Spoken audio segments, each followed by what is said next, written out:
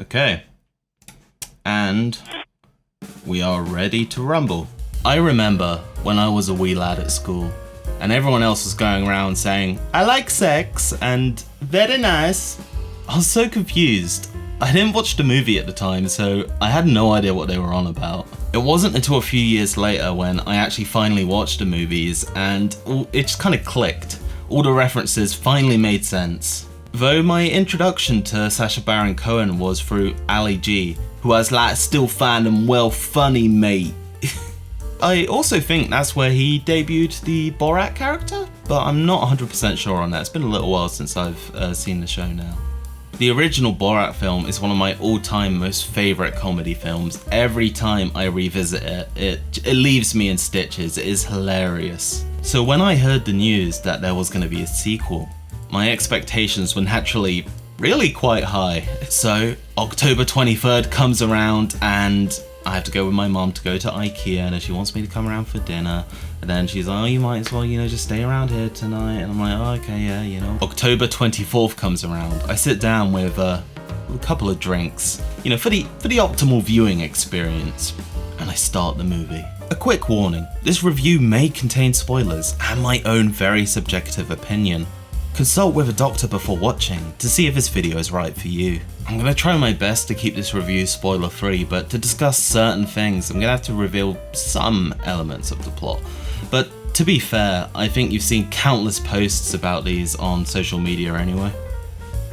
Right from the get-go, it is made really obvious to us that this movie is going to be a lot more politically driven than its predecessor, with the mention of McDonald Trump. I've seen some criticism about this. Some say it's ham-fisted, some say it has no reason to belong in a Borat film, and that is purposely dividing the audience. The thing is, the original Borat film also had an agenda, though I will admit it's not shoved in your face quite the same way as it is in Borat 2 at the beginning of the film, though it is a lot more subtle in the predecessor, so you can see how a more politically strong backbone could divide the audience. We shouldn't forget that this is a Borat film. It's a comedy, which was the strongest aspect of the predecessor. When I go back to watch the original, I'm not going back for a nuanced look at the prejudices present in 2006's America. I'm going because I want to laugh. Of course, it is shocking what people will say when they think no one will ever see it.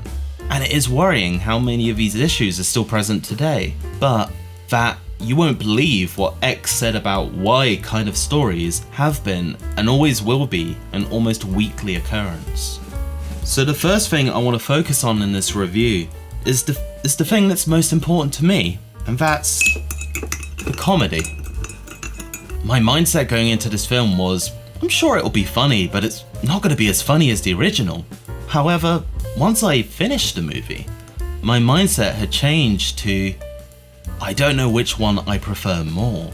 There were so many moments in the film where I was in stitches. There were jokes that pay homage to jokes in the first film, but they take them to the next level. It's incredible. The scene from the first film where a man working at the hotel has the rather unpleasant job to inform Borat that his wife has been attacked, violated, and raped by a bear is expertly referenced in the second film. Borat has this man working in this postal services shop read and send faxes to his premier, which is it's an excellent example of taking something that worked really well and improving on it. See, okay, where can we take this next? Instead of just having the man read the telegram, have him respond to it as well.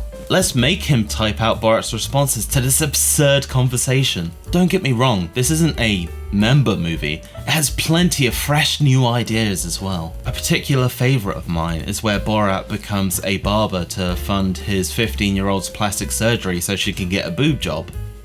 Yes, you heard me right. And the scene is pure comedy gold. It really speaks volumes on Baron Cohen's comedic abilities when he could take something so ordinary, so mundane, and make it so hilarious. Without having to resort to over-the-top antics to pander to the lowest common denominator. What really makes the scene work so well is that Baron Cohen isn't trying to make you laugh at Borat. He's trying to make you laugh at the other guy. The guy who's sitting there going, that's fine. That's fine. Each time when he's presented with a lock of hair to check that it's to his satisfaction. What really surprised me about this movie was how much I liked Maria Bakalova and her character, Tutor. The first moment we were introduced to her character, I almost let out an audible groan, thinking, oh right, it's gonna be this kind of movie, where the protagonist doesn't want the supporting character to come along on a journey, but then they come along anyway, so then they have to put their differences aside, and they have to try learn to love each other, and then they'll feel genuine love for each other by the end, with maybe, you know, a bump or two on the way. This movie does follow that formula. But Bakalova is such an incredibly talented actress. Her character is so well developed. The jokes surrounding her are absolutely fantastic. And I found myself not caring that the movie was following such a cliche storyline.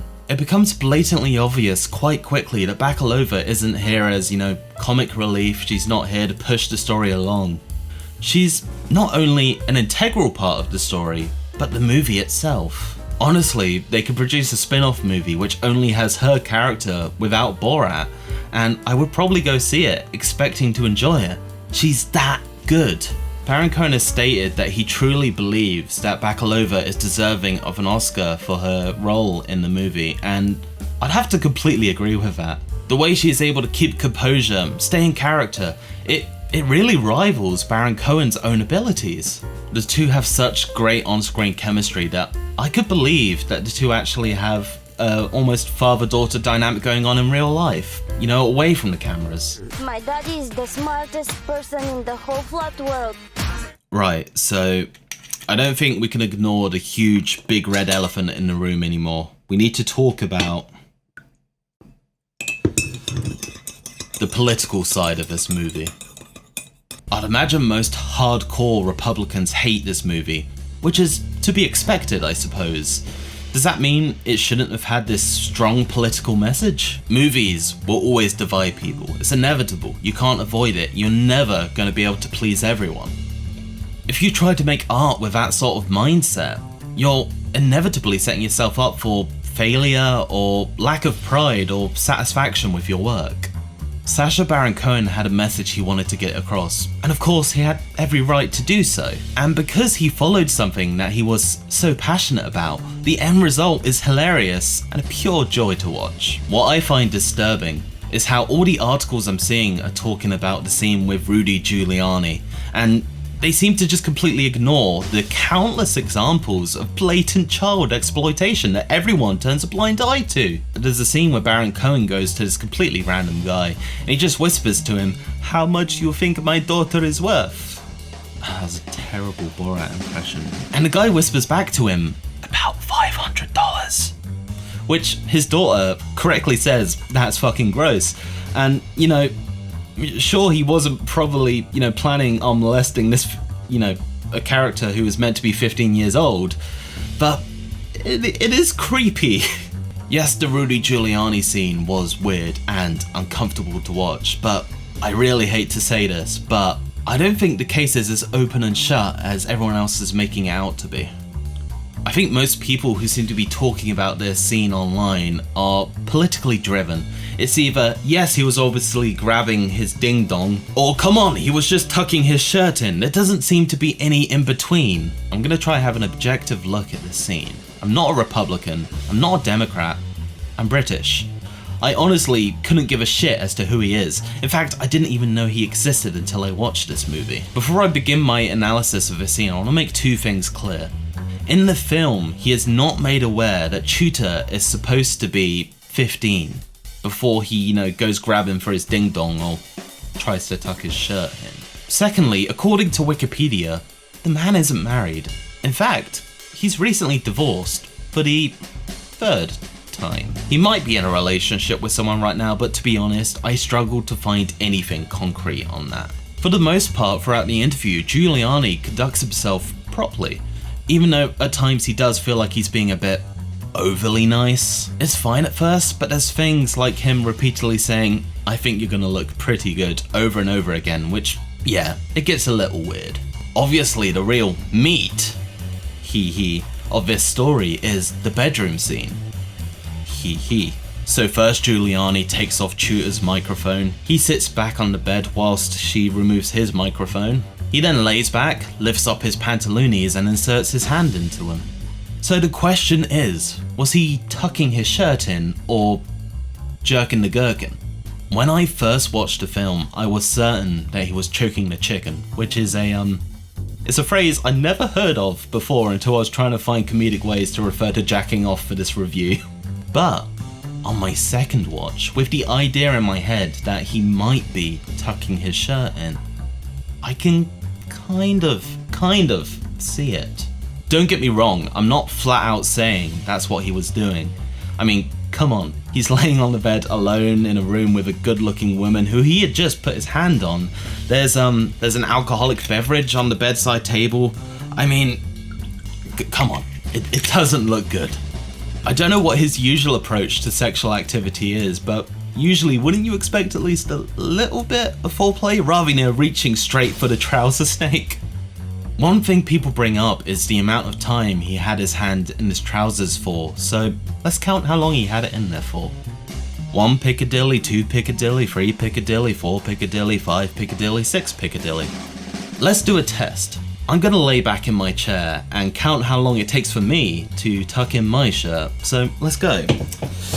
1 Piccadilly, 2 Piccadilly, 3 Piccadilly, so about 3 to 4 seconds. I guess we can give this fella a little bit of leeway, as he is, probably like 4 times my age, so does it then enter the realm of possibility? Though you could argue that it would have been down there much longer if Borat hadn't come crashing in. But that's the thing, I don't think we're ever going to truly know what happened. If someone comes to me and tries to convince me that he was in fact waxing the carrot, again, another fantastic phrase I discovered while researching for this video, I wouldn't argue with them, because I could see how it would look like that. And again, if someone tried to convince me that he was only tucking his shirt in, then the same would apply, because honestly, I don't have a clue. I have to mention that stick to marrying your cousins line, which killed me, especially after I researched Giuliani and found out he did actually marry his cousin. If I were you, I would stick to marrying your cousins. Even if he did break character maybe just a little bit to make the joke, I think we can let it slide. It would be an understatement to say that I loved this movie. The jokes seem to hit home runs at a near constant rate. Both the lead actors are absolutely incredible. The story is fun and compelling. It feels like they've gone above and beyond in so many different aspects of this film. It is really spectacular. Though I do feel like I'm maybe missing out a little bit. Maybe if I was American and I was a Democrat or really anti-Republican, I'd be able to enjoy the movie, on another level. The political messages in the film, personally, they don't do anything for me. Which is not a bad thing. As I mentioned before, movies inevitably are gonna divide people, and it's not a bad thing. Regardless, there is so much more that this movie offers that to label it a political movie before a comedic movie is doing both yourself and the movie a huge disjustice. It has so much to offer in so many different regards that there was an abundance of aspects for me to enjoy, and I'm almost certain there will be for you too. So that's it, that's my review. It's not as comprehensive as the one I did for the Twilight Zone, which if you haven't seen it yet, check it out. Hope you'll like it. But that's it from me today. Remember to like, comment, subscribe, and stay tuned for new videos coming soon. I will see you guys later.